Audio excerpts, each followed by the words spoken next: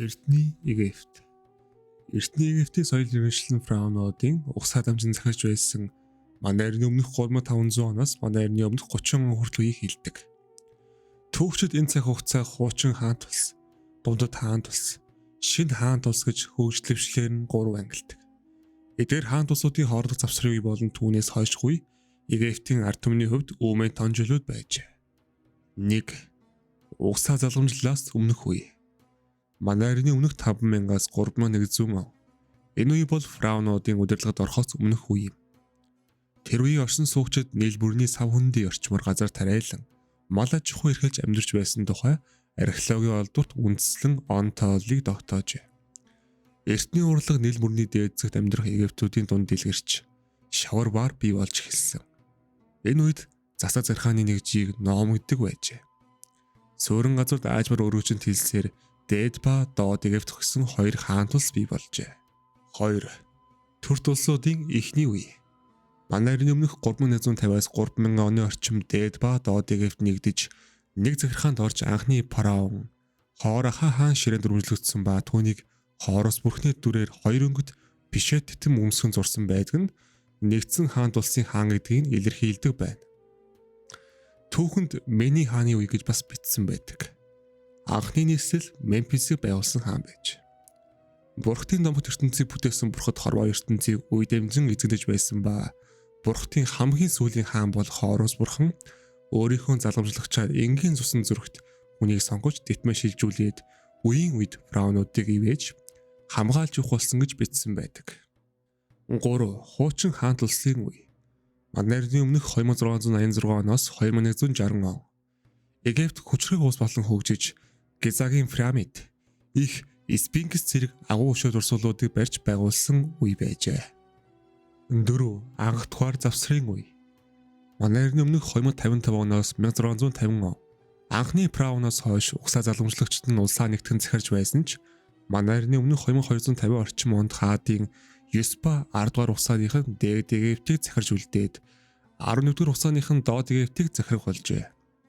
Египтийн эдийн засаг болон худалдаа өндөр хөгжсөж удирдагч лидерүүдийн хооронд хагарал зөрчил их байсан учраас сарнин бутарч Вавилоны хаан Хамурапийн хүчинд автахад бэлэн болсон байна.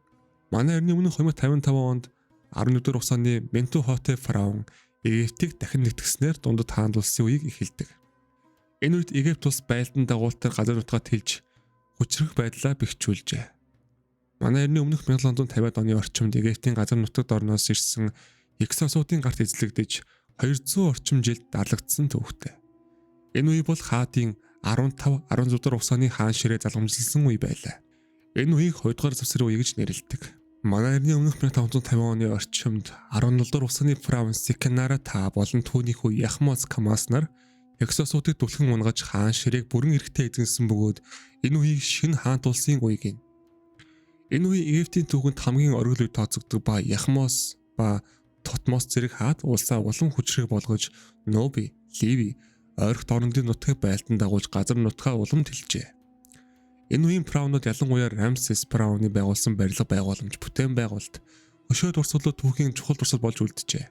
Манай эртний өмнөх 1100 орчим оны үед түүхэнд 3 дугаар завсрын үе гэж нэрлэгдсэн үе эхэлж 400 гаруй жил үргэлжлэхдээ хаан ширээнд Ливи цустан заларч хаадын 22 дугаар угсааг үргэлжлүүлсээр хожим Нуби цустан хаадын 25 дугаар угсааг эхлүүлж төр барьсан байдаг. Манай эртний өмнөх 700 орчим оны үед Ассирийн эзэнт гүрэн Нуби фараонуудыг ялж Египтийг иргэшээлд оруулсан ба 26 дугаар угсааны Египтийн фараонууд үүнийг эцэлжээ. Гэвч манай эртний өмнөх 525 онд Ферсийн эзэнт гүрэн Египтэд халдан давталж 27 дугаар угсааг эхлүүлжээ. Үүнээс хойш 4 угсааныхан улсыг захирснаар манай эртний өмнөх 300 оны орчимд Грекийн Македоны их Александр хаан Египтийг байлдан дагуулжээ. Энэ хүртэлх үеийг хожуу үе гэж нэрлэдэг. Александр нас барснаар Египтийн хаан ширээ Ботоломей I Сотор шилжиж эртний Египтийн түүхэнд Грекийн Ботоломей үе эхэлжээ. Энэ угсааны сүүлийн фараон Клеопатра хатан хаан байсан ба Египтийг тусгаар улс байлгахын төлөө бүх амьдралаа зориулсан юм. Түүнийг манай эртний өмнөх 30 онд нас барахад Ботоломей үе дуусаж Египт улс гадны улсын иргэшилд орж 1922 онд бүгд найрамдах Египт улс болох хүртлээр тусгаар тогтнолоо зарлаж чадаагүй билээ. Эртний Египтэнд дэлхийн соёлын иргэшилд асар том соёлын үе үлдээсэн бөгөөд түүний үлдээсэн урлагийн бүтээлүүдийг эрт дээр үеэс дэлхийн өнцөг булан бүрт тархаж бусад орны маструуд хуулбарлаж байжээ. Өвөрмөц уран барилгын хэлбэрүүд, сүр жавхланд пирамидууд, сүм хийдүүд, ордон цамхгууд нь олон зууны турш аялагчид судлаачдын сонирхлыг өдөөж ирсэн. Египтийн маструуд өвөрмөц сайхан ханын зураг, хөшөө бүтээж, шил болон шаазан хийх аргыг эзэмшсэн. Яруу найрагч зохиочид уран зохиод шинэ хэлбэрийг бий болгож байжээ. 18-аас 19-р зууны ихэнх үед эртний Египтийн хөшөө дурсгал олдвор археологийн матлаг хийж египтологийн буюу Египт судлалын шинжилгээ ухааныг бий болгож тусгай урлагийн чиг хандлага үүсгэхэд хүргэсэн. Манай эртний өмнөх 332 онд Александр Македонскигийн арим эртний Египтэд орж эзлэв. Улмаар эртний Египт нь түүний улсын нэг хэсэг болсон байдаг. Эзэнт гүрнээ Диадочдын хооронд хуваасны дараа эртний Египт Батоломей Лагидын Грек Македон гүрнийг үндэслэгч командлагч Батоломей Лагд очжээ. Улмаар Александр Бомтот нийслэл болжээ. Батоломей үед эртний Египтийн гурил талх нийлүүлэлт гол нийлүүлэгч болжээ. Энэ хугацаанд Египтийн флот газар дундын тэнгис давмгаалж байв. Батоломей гүрний сүүлчийн хатан хаан Клеопатрагийн үед эртний Египт улс эртний Фромтой улс төрийн тэмцэлд оров. Манай эртний өмнөх 31 онд Кев Актионд Египтийн флот ялагдсны дараа Клеопатра амиа хорлож Марк Антоны нас барсан Египтийг Ромын мууж болгон хувиргасан байдаг. Фараон буюу эртний Египтийн өдөрдөгч бол тус улсын хязгааргүй эрхт хаан байсан. Тэр дээд командлагч засгийн газрын тэргүүн байсан. Фараоны дараа мужийн хоёр дахь хүн бол Чати байв. Чатийн функцүүд нь нарийн төвхтэй бөгөөд олон төрлийн байсан. Тэрээр төрийн сан, хааны сан хөмөр болох улсын алтны нөөц байсан алтан тахмыг хариуцж байжээ. Тэрээр ордон тариалагддаг үйл хөдөлгөөнгийг удирдах байж. Түүнчлэн барилгын төсөл, хууль эрх зүйн систем, архивын асуудлыг хариуцж байсан. Бүс нутгийн төвшөнд мужийг засаг захиргааны 42 бүс хуваасан байжээ. Номын засаг захиргааны Афродын толгойд намаарч байсан бөгөөд тэрээр фараоны төлөөлөгч байсан. Мөн засаг захиргааны бүсэд хяналт удирдлага хийдэг байжээ. Түүний эрх мэдэл татвар хураах, шүүхийн чиг үүрэг, цэрэг элцүүлэх, нийлүүлэх, эдийн засгийн удирдлага зэрэг асуудал багтаж байжээ. Эртний Египтийн нийгэм нь нарийн зохион байгуулалттай зэрэгдэв, статусыг тодорхой харуулсан олон давхархад хуваагдсан байв. Эмэгтэй, эрэгтэй хүмүүс эрх зүйн болон өв залгамжлалын хувьд тэгш хэрэгтэй байсан онцлогтой. Гэрлэлтийг ламдар баталтгүй байсан. Египтчүүд хувийн баяр зохион байгуулдаг бөгөөд салсан тохиолдолд авсан бэлэг сэлтэй буцааж өгөөд болдог байсан. Ихэнхдээ ялангуяа хожим үед гэрэлтийн гэрээ байгуулдаг байв. Нөхөр нь би чамайг ихнэр болгож байна гэсэн ариун ёслолын хэллэгийг хэлдэг бөгөөд эхнэр нь чи намайг ихнэр болгон авч хариулдаг байсан байна. Эрчүүд 16-аас 18 наснда, эмэгтэйчүүд 12-оос 14 наснда гэрэлдэг байсан.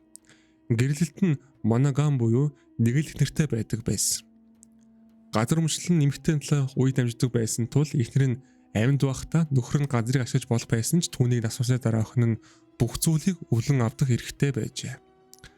Тиймээс хаан ширээ залгамжлагчтай гэрлэх нь эр хүнд улс орноо удирдах эрхийг олгодог байсан юм. Өрсөлдөөнөөс зайлсхийхийн тулд фараон заримдаа өөрийн эгч, охтоо эхнэр болгон авдаг байжээ. Эдийн засгийн өндөр статустай хүн хууль ёсны эхнэртэйгээ хамт баялагын шин шимдэг гэж тооцогддог татвар эмэгтэйг авч үлдэх боломжтой байв. Гэсэн хэдий ч нэгээс олон эр хүнтэй байсан эмэгтэйчүүдийг шийтгдэг байв. Эртний дэлхийн улс орнуудын эмэгтэйчүүдтэй харьцуулахад Египт эмэгтэйчүүд хувийн эрхчлөө зорилготой өрх боломж илүү их байсан байна. Эртний Египтэд 15 бурхан байдаг ба үүний талаар дараагийн бичлэгээр ярих болно.